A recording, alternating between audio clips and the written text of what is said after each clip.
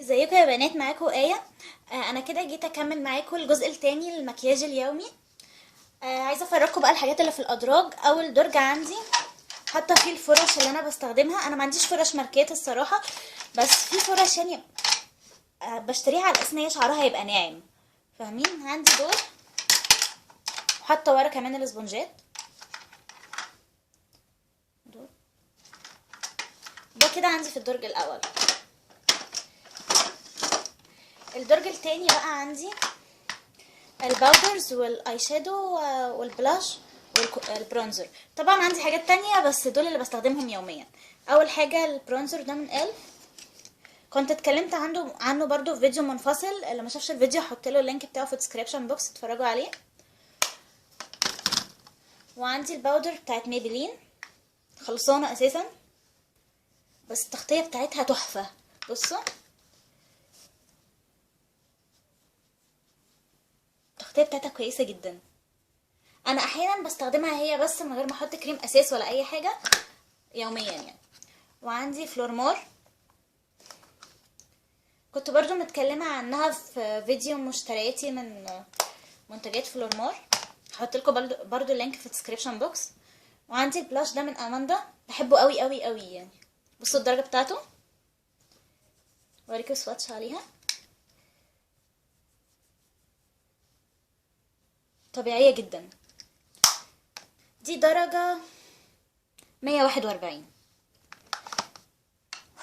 عندي الاي شادو ده بقى من اورiflame، ده بحب استخدمه جدا. عايزه اعمل اي شادو اوفر، برضو بستخدم البني الغامق اللي فيه. عايزه استخدم اي شادو ناتشورال، بستخدم ده.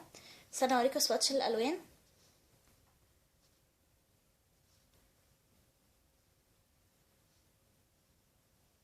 اهم. ده المتوسطة، ودي الفاتحة، ودي الغامقة. كمان الفاتحة دي احيانا بستخدمها كهايلايتر، تبقى حلوة قوي.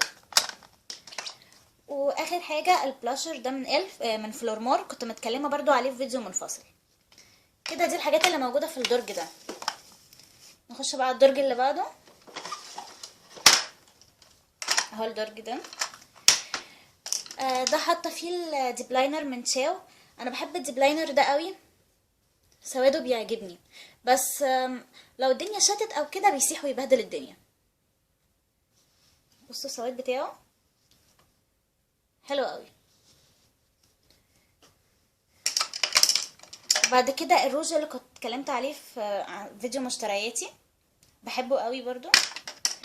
بصوا كل الحاجات اللي في الادراج دي اكيد بحبها يعني، انا بستخدمها يوميا. البلاينر من فلورمار، كنت برضو متكلمة عليه في الفيديو، بس دي درجته. هو عايز يتبري بقى. اهي الدرجة.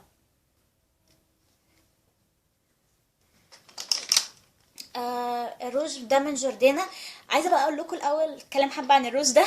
الروج ده حلو قوي لان هو بيفضل في الشفايف كتير جدا، اكلتي شربتي عملتي كل حاجه بيفضل، لان هو ستين. ده حلو قوي، وكان سعره حاجه و40 جنيه 50 جنيه حاجه كده. اهي الدرجه بتاعته.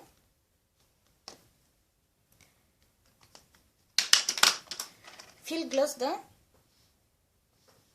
هو مش ماركه بس حلو يعني. اهي درجته.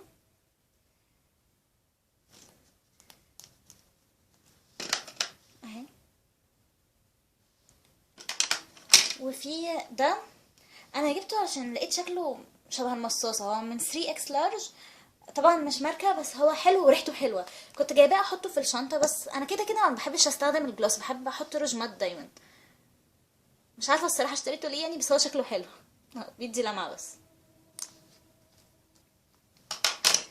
وفي قلم الحواجب ده، ماركته ممسوحه فمش فاكره هو ماركه ايه.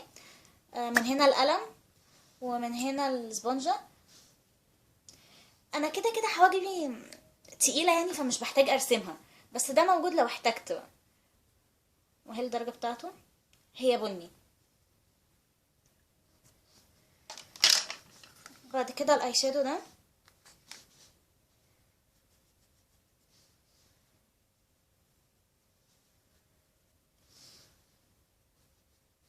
اهو. ده الفاتح وده الغامق. في الاي شادو ده من دوف، بحب الدرجه بتاعته قوي.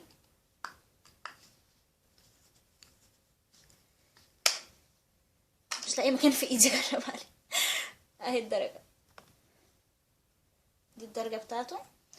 واخر حاجه بقى كانت اسماء عادل متكلمه عن ازاي تعملي لوس باودر. انا عملتها، دي شكلها.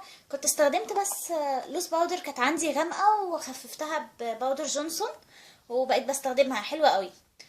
انا كده خلصت الحاجات اللي بستخدمها يوميا. زي ما انتم شايفين انا مش مجنونه ماركات وكل حاجه اجري اجيبها ماركه وكده، لا، في حاجات موجوده وكويسه واسعارها حلوه، بجيبها يعني، مفيش مشكله خالص. الحاجات اللي بحب دايما استخدمها ماركات هي الفاونديشن، الباودر، الحاجات اللي دايما بستخدمها على بشرتي المباشره دي لازم ابقى متاكده ان هي ماركه كويسه عشان ما تضرش بشرتي. لكن مثلا لو لابستيك او اي شادو، حاجات اللي هي بستخدمها كل فين وفين، دي ممكن اجيبها مش ماركه عادي، مش هتاثر عليا جامد. بس كده، انا كده خلصت الفيديو. اشوفكم في فيديو جديد، مع السلامه.